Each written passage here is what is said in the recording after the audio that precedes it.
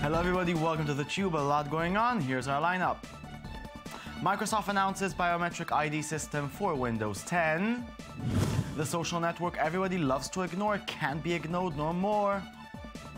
Israeli startup My6sense challenges the successful Outbrain and Taboola. After years of denial, Nintendo finally agrees to join mobile gaming frenzy. This beautiful person is the viral phenomenon of the week, and more. Go, go, go!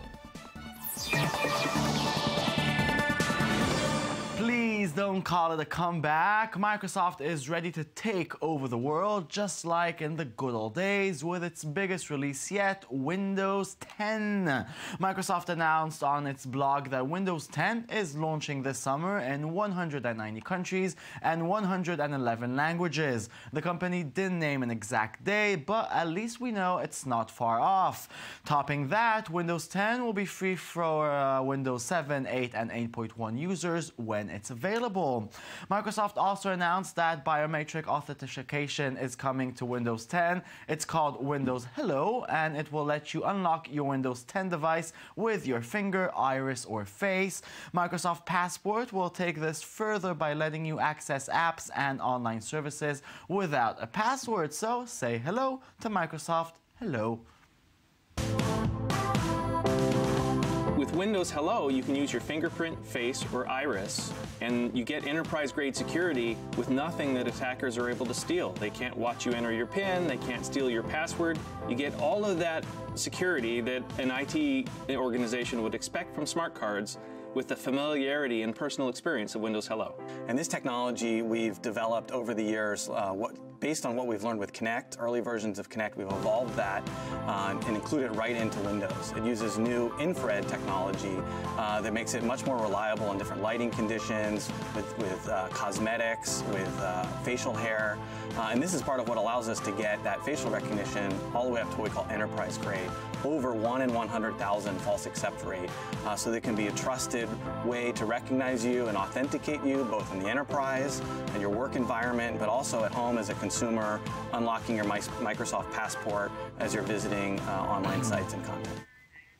Good luck, Microsoft. Now, remember Pinterest, the social network, well, nobody really gets? Well, someone obviously gets it, and pictures of your friends' macrame artworks are worth a lot of money, apparently. The news is that Pinterest has raised $367 million in a new round of funding, which more than doubles the website's valuation to a jaw-dropping $11 billion. The latest funding round, revealed Monday, lifts the social book marketing service valuation from $5 billion, according to the Wall Street Journal. On top of that, Pinterest said in its regulatory filing that it also plans to raise another $210 million in the current funding round. Pinterest reached its previous $5 billion valuation last May, when the company raised nearly $200 million. Macrame, forever and ever. Now, websites monetize their content in many ways, but until now, content and advertising have largely remained separate. That may change, however, if Israeli startup My6sense has its way. Until now, links to advertorial news stories or even real news stories that are sponsored links have usually appeared above, below, or the side of the content on a page. With My6sense, those links are integrated into the content area itself. So if a user is searching for prices on a vacation to Spain, the app will integrate links that, when clicked upon, will present him with information about what he can do on his vacation, restaurants, trips, and so on and so forth. Check out their superhero demo.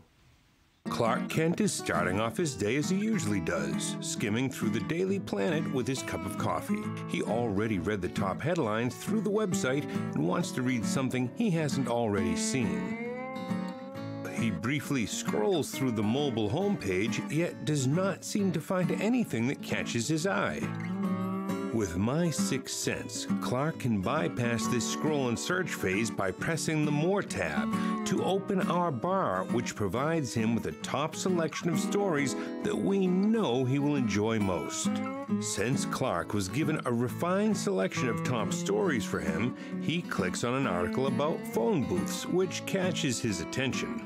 In the midst of reading the article, My Sixth Sense is bringing a new model to an old idea that is being already dominated by two other Israeli mega startups, Taboola and Artbrain. So why are Israeli startups controlling the content discovery field? With me in the studio is our editor-in-chief, Yaron Tenbring. Good evening. Good evening. What's so special about My Sixth Sense? Well, they're doing something that is all over the web. Every big content website is using those content discovery rubrics below articles to the side of articles, and what My Sixth Sense is doing is actually attacking it from a different direction. It kind of adds those content discovery stories right into the story itself. I mean, it's not part of the page. It's an extra thing on your mobile phone or tablet. And that's what might make them succeed in this super problematic market? Yeah, I mean, it would make it a bit more handy. Because nowadays, I don't know, I skip those stories like that might interest you or that your friends are interested in. I don't care. I already feel that they're trying to advertise something, and I just skip them. And with this, you might get extra links that are actually relevant and might be helpful.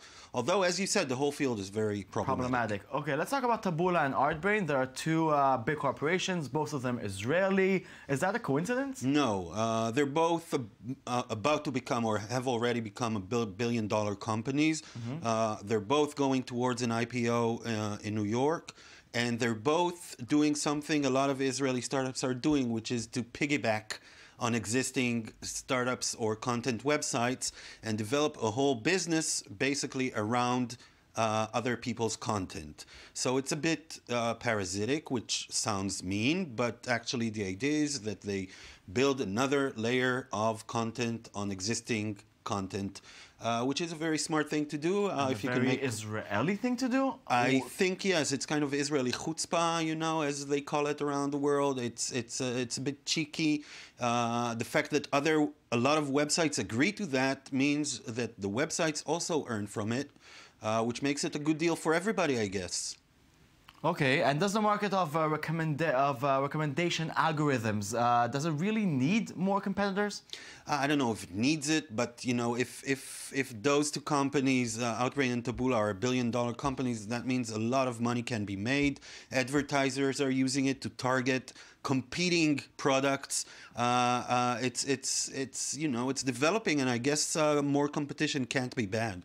And who is getting the real value out of it? The advertisers or maybe us simple users? So far, it's just the advertisers. Advertisers really love this because they can counteract news reports. You know, they can, if you got a negative report on Coca-Cola, Coca-Cola could actually buy a spot which attacks Pepsi. So, like to a different article that attacks Pepsi. So this is a big game with big money, which users are not really a part of. We don't really earn anything by these recommendations. But the example we gave about Spain and the travel, it seemed like a very useful thing for me, simple user. It could become useful if it's not diluted into serving other purposes. As long as it comes there to serve the purposes of shady advertisers or even political organizations, and it's not content-based. It does not think about the user. It thinks about the paying customer. And as long as the user is not paying,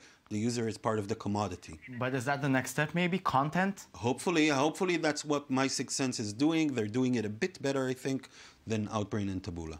Okay, well, we'll be here on the Tube to keep it covered. Let's do that. With My Sixth Sense and Taboola and Outbrain. And thank you very much, Yaron. Thank you, Jace. Let's move on. Traditional 3D printing involves a machine stacking layers of materials to create a 3D object. This takes, well, time and leaves ripples showing where those layers were laid down.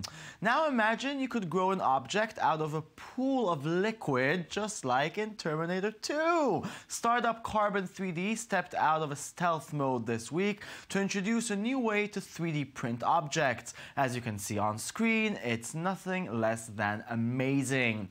The company's technology uses a photosensitive resin that reacts to UV light and oxygen. This results in smooth 3D objects that appear to magically emerge from a pool of liquid as a machine draws them upwards. And it's way faster than any other printer out there.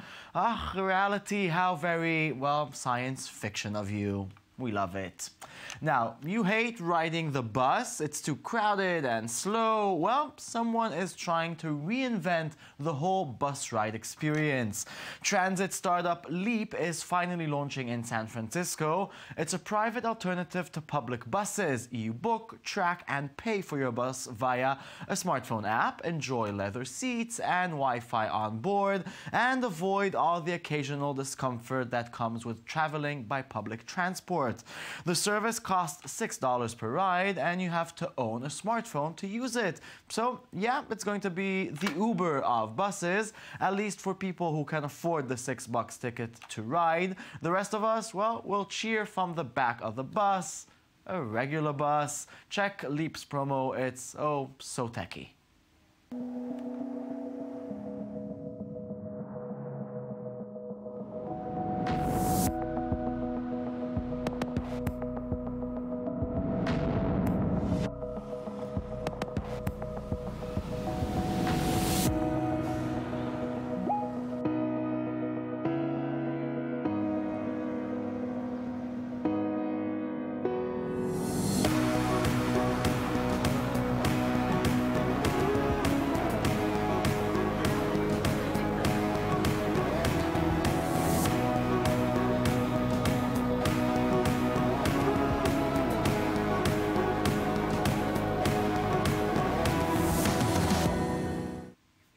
Yeah, a bus for the young and photogenic.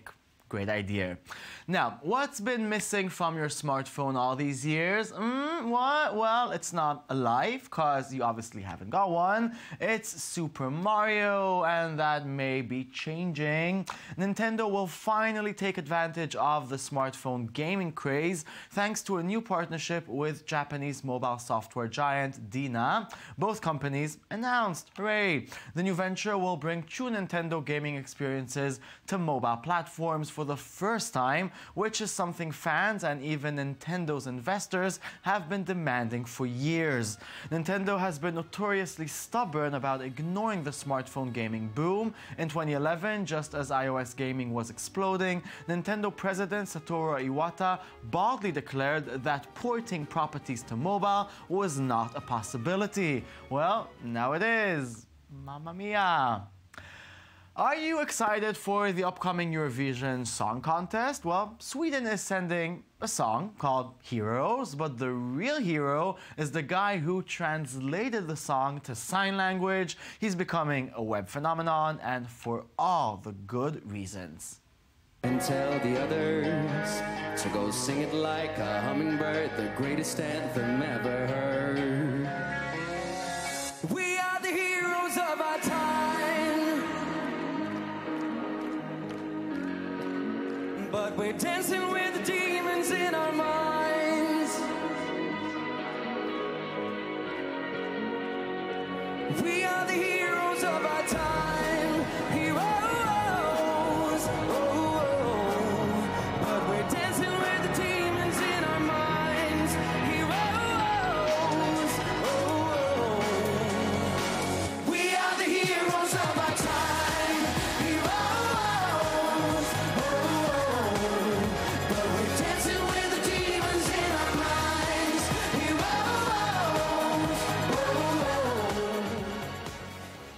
Wow, can everybody in the world please be the translator and not the fake singer? Will be a better world, trust me. Now, it's been too long since we had a prank here on the Tube, almost 2 weeks, and this next prank takes the classic toilet paper routine, wow, into a whole new level. Americans, they're just loca.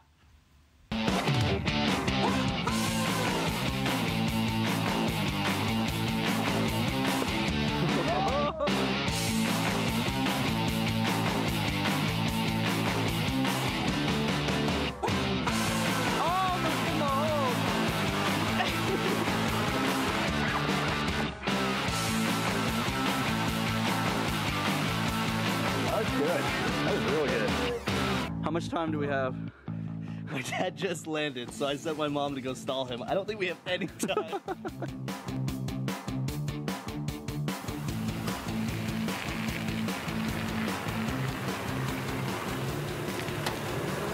Howdy do, neighbor.